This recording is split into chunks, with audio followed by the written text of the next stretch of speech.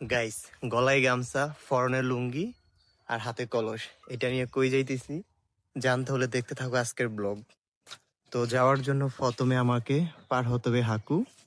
আর এই সাকুটা এক হাতে মোবাইল আর এক হাতে কলস নিয়ে পার হওয়া সম্ভব না, তাই তোমাদেরকে আমি পরে দেখাচ্ছি। আমার খুবই ভয় করতেছে এখান দিয়ে যেতে। আমি এখন যেখানে আছি এখান থেকে কিন্তু পইরা গেলে একবার আমিও শেষ, সাথে আমার ফোনও শেষ। মূলত আমি যাচ্ছি কলসে করে পুকুর থেকে পানি আনার জন্য, কারণ গ্রাম অঞ্চলে তোমার কলের পানি দিয়ে কিংবা টিউবওয়েলের পানি দিয়ে রান্না করা হয় না, রান্না করে পুকুরের পানি দিয়ে। কারণ এটা দিয়ে রান্না করলে ভাত অনেক সুন্দর সাদা থাকে এবং দেখতে ভালো লাগে, খেতেও মজা লাগে। তো এই যে একটা চিপা একটা পথ, এই পথ দিয়ে আমি যাচ্ছি পুকুর থেকে পানি আনার জন্য।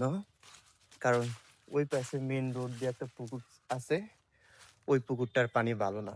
কিন্তু এখন এখানে আসছি পানি নেওয়ার জন্য, কপাল খারাপ এটারও পানি শেষ। তাহলে এখন ওই সাইডে আরেকটা পুকুর আছে, দেখি কোনটার পানি ভালো। এদিকে যে রাস্তার যে অবস্থা, এখানে সাপ থেকে শুরু করে ঝোপ যে কোনো কিছু থাকতে পারে। বাবা, ও নো। মানে আমি মূলত মেন রোড দিয়ে না এসে আমি এই সাইড দিয়ে চিপা দিয়ে বাগান দিয়ে চলে আসছি। এই যে দেখা যেতেছে একটা পুকুর, এই পুকুরে অনেক পানি আছে, এটার পানি পরিষ্কার এবং এখান থেকে পানি নিব।